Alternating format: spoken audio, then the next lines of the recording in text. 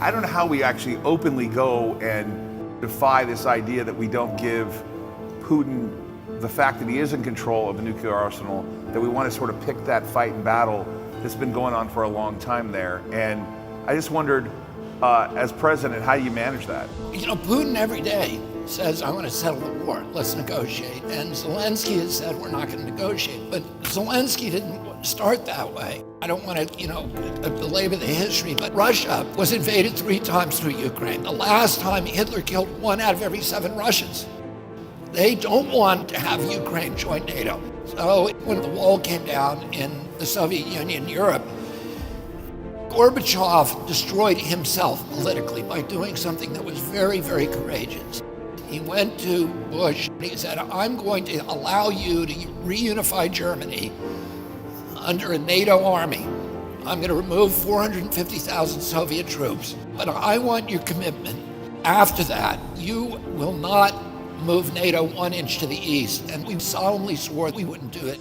Well, then in 97, Brzezinski, who was the first of the neocons, said, we're going to move NATO 1,000 miles to the east and take 15 countries into it and surround the Soviet Union. So then we not only move it into 14 new nations, but we unilaterally walk away from our 2 nuclear weapons treaties with the Russians. And we put Aegis missile systems in Romania and Poland 12 minutes from Moscow. When Russians did that to Cuba in '62, we came this close to nuclear war until they removed them. So the Russians don't want nukes 400 miles from Moscow. We then overthrow the Ukraine government. In 2014, their elected government, and put in a Western sympathetic government. Russia then has to go into Crimea because they have a port. It's their only warm water port.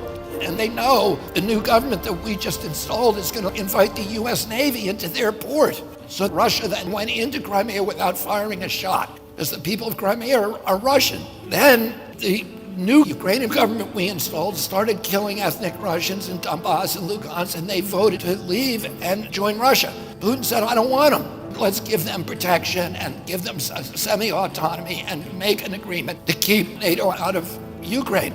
That treaty was written by Germany, France, Russia, and England, the Minsk Accords. And the Ukrainian parliament, which is controlled by ultra-rightists, and that's a nice way of talking about them, refused to sign it.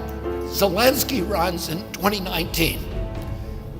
He's an actor. Why did he get elected with 70% of the vote? Because he promised to sign the Minsk Accords. He promised peace. He gets in there and he pivots. Nobody can explain why, but we know why. Because he was threatened with death by ultra-rightists in his government and a withdrawal of support by the United States by Victoria Nuland, who's the leading neocon in the State Department. We told him he could not sign it. So then the Russians go in, they don't send a big army, they only send 40,000 people. It's a nation of 44 million people. They clearly do not intend to conquer Ukraine, but they want us back at the negotiating table. We won't allow Zelensky to go back, so he goes to Israel and Turkey and says, will you please help me negotiate a treaty? The Russians just want a guarantee that Ukraine won't join NATO.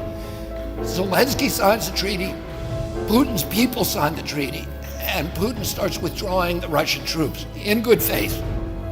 And what happens? Joe Biden sends Boris Johnson, the British Prime Minister, over to Ukraine in April and forces him to tear up the treaty. And since then, 450,000 kids have died who none of them should have died. For every 1 Russian that dies, 5 to 8 Ukrainians die, and they don't have any men left. You know, we're giving them all these weapons, but they don't have men left. It's a catastrophe, and we look kind of like the aggressor. That's the way the rest of the world sees us. Please go to Kennedy24.com.